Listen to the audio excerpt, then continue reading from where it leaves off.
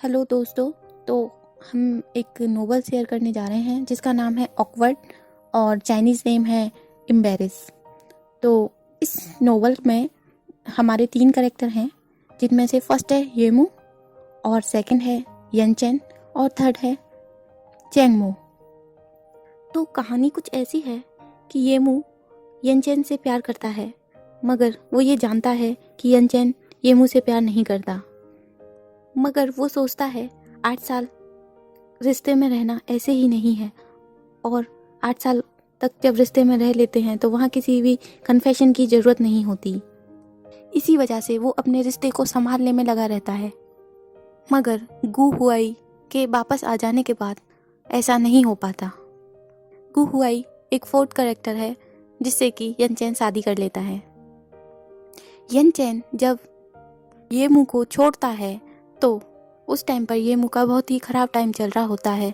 उसकी company bankrupt हो चुकी होती है और उसके पिताजी को दिल का दौरा पड़ता है। इतनी सारी समस्याओं को एक साथ आ जाने से येमू भी दुखी हो जाता है और वो भी इस रिश्ते से बाहर निकलने के लिए अपने आप को तैयार करता है और वो जाकर एक कंपनी में काम करने लगता है। लेकिन जिस कंपनी में वो काम करता था वहाँ का मालिक था चेंगमो, जो कि गे लोगों से बहुत ही नफरत करता है। तो कहानी कुछ ऐसी है दोस्तों। अब देखना इंटरेस्टिंग होगा कि येमू की लाइफ में क्या क्या चीज़ें कैसे कैसे हुई। तो इसके लिए हम अपने पहले चैप्टर से स्टार्टिंग करेंगे। तो इसके लिए आप हमारी प्लेलिस्ट ऑकवर्ड को फॉलो करते रहिए और देखते रहिए story bucks. Novel Awkward, chapter first, Hindi explanation. Chapter first, late night. येमू थका हुआ घर के अंदर आता है और उसके हाथ में एक कागज का बैग होता है। वो चाबी निकालता है और दरवाज़ा खोलता है और अपने स्लीपर चेंज करता है और लिविंग रूम में चला आता है। मगर जैसे ही वो रूम में घुसता है उसे कुछ आवाज़ें सुनाई देती हैं, जिसमें वो आवाज़ें लव मेकिंग की थीं। उन आवाज़ों को सुनकर येमू को बहुत हॉट फील होने लगता है और वो उधर नहीं देखता, क्योंकि वो जानता था वो आवाज़ें कैसी हैं। येमू थोड़ी देर के लिए दरवाजे की ओर देखता है और फिर धीरे से जाकर वो अपने लिए एक गिलास पानी लेता है और जाकर सोफे पर बैठ जाता है। वो जानता था यनचेन किसी को अपने साथ घर लेकर आया है।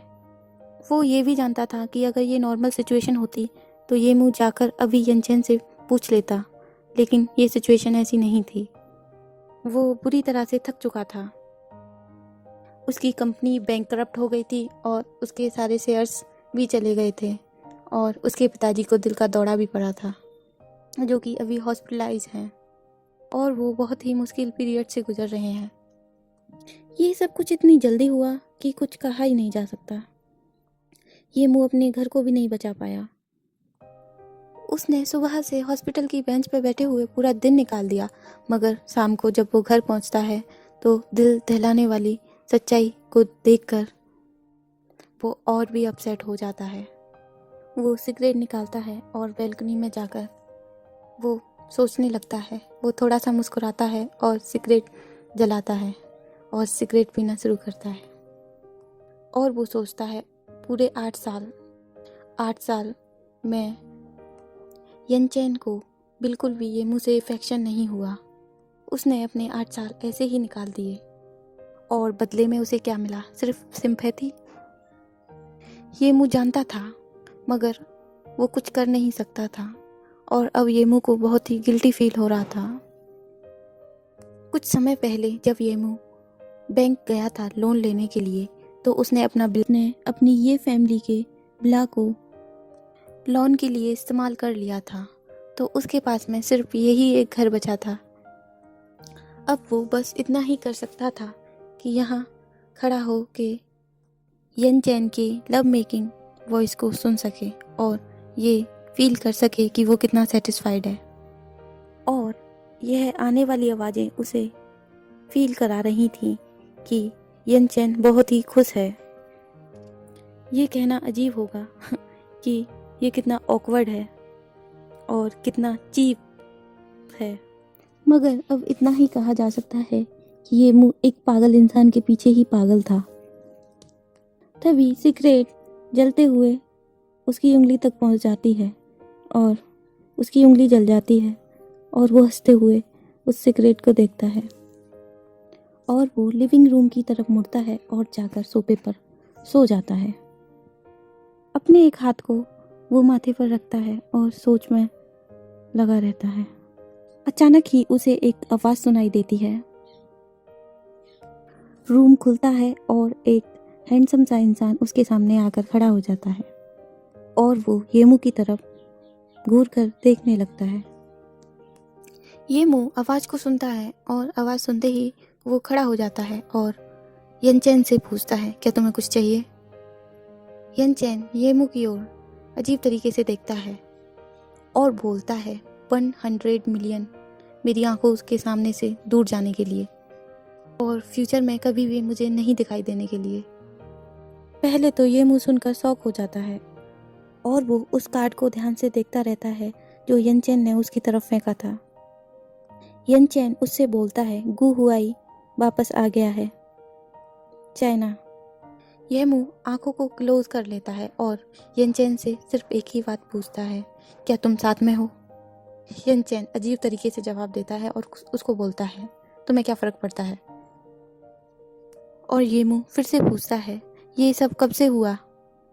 यनचेन फिर से बोलता है, ये तुम्हारा बिजनेस नहीं है, तुम सिर्फ अपने काम से काम रखो।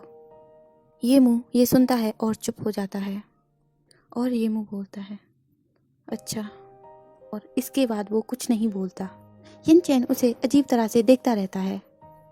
येमू हंसता है और बोलता है, गु हुआई और हमारी फैमिली कभी एक दूसरे के साथ नहीं रही, मगर अब ये फैमिली बैंकरप्ट हो चुकी है और मैंने सारे प्रयास किए हैं लेकिन कुछ कर नहीं पाया। मेरे पास बस यही एक चीज़ है जो बची है, यह विला। यनचेन बोलता है, गु हुआई जो चाहता है मैं उसको पाने में बहुत तो नहीं लेकिन जितना हो सकेगा मैं उसकी मदद करूँगा।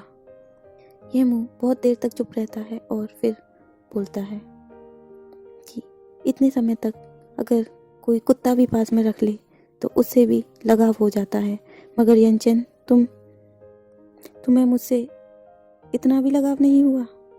क्या मैं एक कुत्ते के बराबर भी नहीं? यनचेन उसकी बातें सुनता है और कुछ बोलने की कोशिश करता है मगर चुप हो जाता है। यनचेन बोलता है, तुम जो भी सोचो तुम्हारी मर्जी।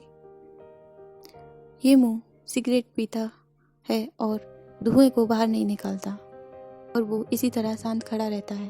तभी यनचेन बोलता है, गु हुआई को ये बिला बहुत पसंद है, तुम कीमत बताओ, मैं इसे खरीद लूँगा और मैं इसे इससे डबल कीमत पर खरीदूँगा। यह सुन के येमू और भी चौंक जाता है और वो अपनी नज़रों को झुकाते हुए शांत बोलता है, अगर तुम्हें यह बिला चाहिए तो ले लो, मेरे लिए 100 मिलियन काफ़ी हैं और कोई घिनौना तरीका अपनाने की कोई ज़रूरत नहीं, मुझे नहीं चाहिए तुम्हारे डबल पैसे। येमू मुस्कुराता है और बोलता है, यनचेन बस यहीं ख़त्म करते हैं, अब हो गया, मैं 8 साल से थक चुका हूँ। इतना कहकर वो वहाँ से चला जाता है। यनचेन बोलता है, अगर ऐसा है तो और भी अच्छा है। और यहीं हमारा फर्स्ट चैप्टर ख़त्म होता है। आगे के चैप्टर के लिए देखते रहिए स्टोरी बग्स।